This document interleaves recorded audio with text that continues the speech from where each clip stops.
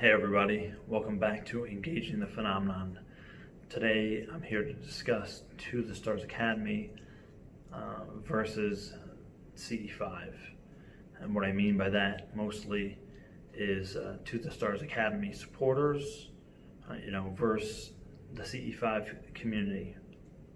And what I'm really here to say today is that, there is no such thing as one side or the other. That's an illusion. You don't have to pick a side, right? To the Stars Academy is working towards disclosure. CE-5 is working towards, peaceful contact with UFO intelligence. And they both have somewhat of their own schools of thought, okay? The To the Stars Academy side of the spectrum kind of takes the issue of UFOs and says, oh, well, we don't know what this is. That's why we need more information so we can find out.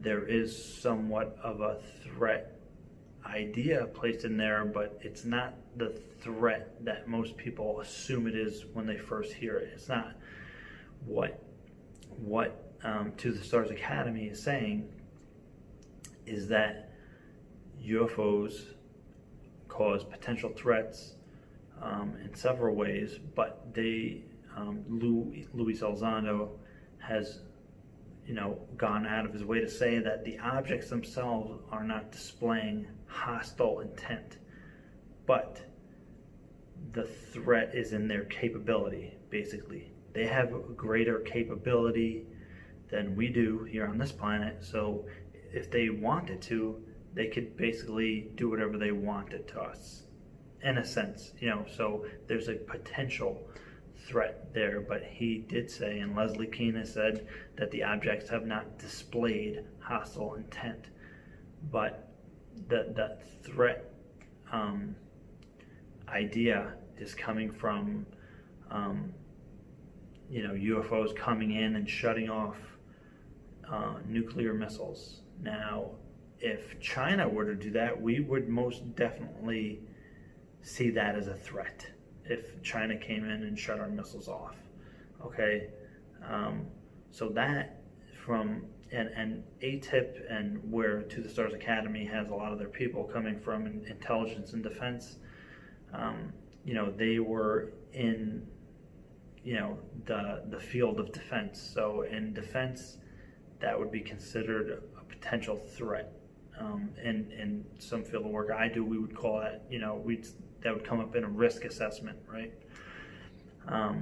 Now, CE-5 and the CE-5 community, on the other hand, are saying, well, we have this peaceful contact, so we can see through our experiences that these beings and entities and objects don't cause a threat.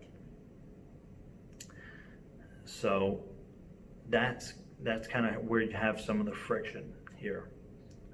Now, I do have to say at this point that Dr. Greer has made statements saying that To the Stars Academy is part, or they're at least contributing wittingly or unwittingly to the idea of the UFO threat narrative that's ultimately going to end up in something like Project Bluebeam, where there's a hoax alien threat, right? Alien threat.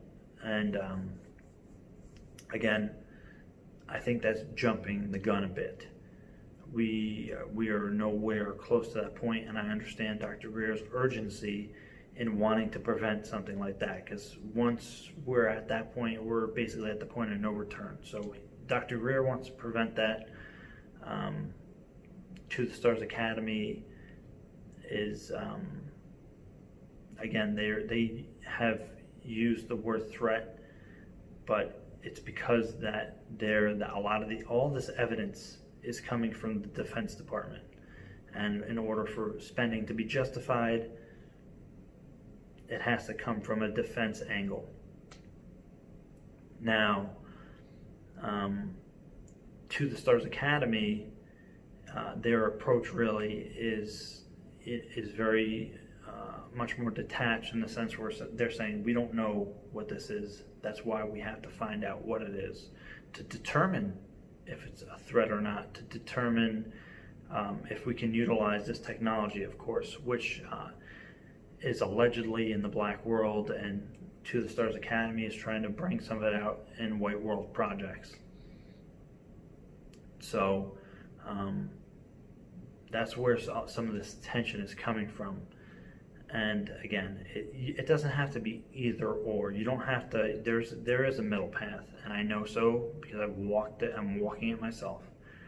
I have a unique vantage point because I have been a strong supporter of the CE-5 initiative for many years. Yeah, I created one of the first, or the first, social network area for CE-5, and at the same time, I had watched To the Stars Academy develop to where they are now. And again, not everybody in the CE-5 community is making these accusations towards To the Stars Academy, but enough of them are where it's a common theme. And I have, not everyone, again, you can't just make blanket statements about people, but I have noticed that a lot of people making these claims aren't well researched on the entire area, and again, it's a lot more nuanced than that.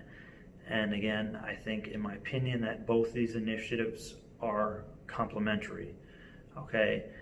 And I think no matter how you put it, there's no avoiding the question of whether UFOs are a threat. We are going to come to that threshold at one point. Once the world knows for sure that, like disclosure, once the world knows for sure that UFOs are real, the first question people are going to ask is, is this a threat? So there's no avoiding that question. So the sooner we ask the question, and we can use data gathering and determine, oh, well, no, it's not a threat. We can't move past it until we get to that point first. There's no leaping over that question. And you know what? As civilization, that's a mature thing to do. Even if, let's say, we're doing CE-5 and 99% of the contacts are positive, which is the case usually when you go out using CE-5. You have the positive encounters, and it's actually a very beneficial or positive experience. So even if there's a 1% chance that there's some kind of rogue UFO intelligence out there, why wouldn't we want to know about that? And I think up until this point, we can't 100% determine that we know everything, right? As with the concept as above, so below, we have people that have claimed to have, negative encounters. And we can't just take, and I'm speaking from the CE-5 community, we can't just take all the positive encounters and say, all these negative encounters are my labs. That's ridiculous. That's, you're undermining those people's experience at that point. And not to say that my labs don't exist, that's one of the major questions. But again, and if you're going to undermine other people's experiences, why shouldn't they just undermine all your positive experiences? We need a more mature and nuanced approach to this. And that's not going to include black and white thinking of, I'm either with CE-5 or I'm either with To the Stars Academy. It's just not that simple. And I think that at this time that the community, the UFO community, and people interested in these subjects are ready for that kind of mature conversation. And that's what needs to happen. And, I don't think that, it should be an either or thing.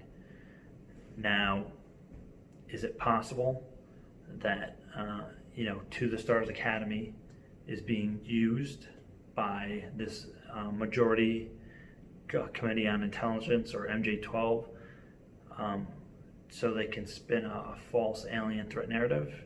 Sure, that's a possibility. We can't rule that out. Dr. Greer may be right, okay?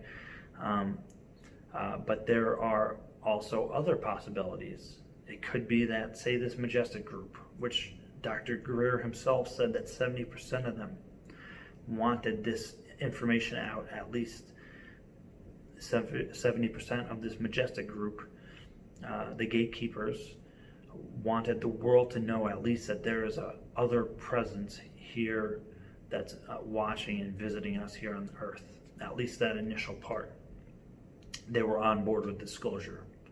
So if that was the case, couldn't there be some people within that Majestic group that, this subject fell on their lap, and they're competing with other factions within that group? Some of them want to keep it secret. Others of them would like to have it out, especially considering the global conditions at this point. So that's a possibility as well. It doesn't have to be an either-or thing. There are so many possibilities, and there are so many unknown variables that we should not be making ultimate statements on this. So, I highly encourage both ends of the spectrum, which, again, should not be there as spectrums, but from To the Stars Academy side and from the CE-5 side, to, get familiar with the other side. The CE-5 community should be researching and analyzing To the Stars Academy, and not on a surface level. I mean, look at all the stuff. Look at the video of Luis Elizondo talking about humankinds. But what if for a moment mankind wasn't singular?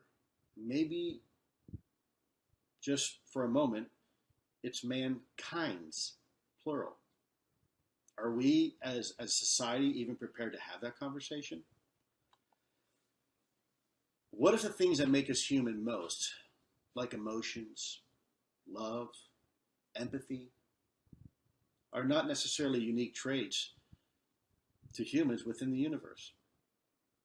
Maybe other things can experience that too, and maybe the definition of being human isn't having 2 arms, 2 legs, and looking like this, or having a body, or having hair or no hair. Maybe being human is far more profound than that, and maybe those traits aren't unique to us. That doesn't sound like someone to me that's talking about a threat narrative. The people on the To the Stars Academy side should also be investigating CE-5 and looking into the positive experiences of it, the positive transformative experiences of CE-5, the potential of CE-5, and I think people should be well informed on the whole thing before determining an opinion. But that is not really happening across the board. There's a lot of, one side is kind of just, they know this side well, but they only know one reference point here. And, this side, they know this side well, and they know maybe 1 or 2 reference points here. And there's no right or wrong in any of this. That's not what I'm trying to say is like, shame on you for this.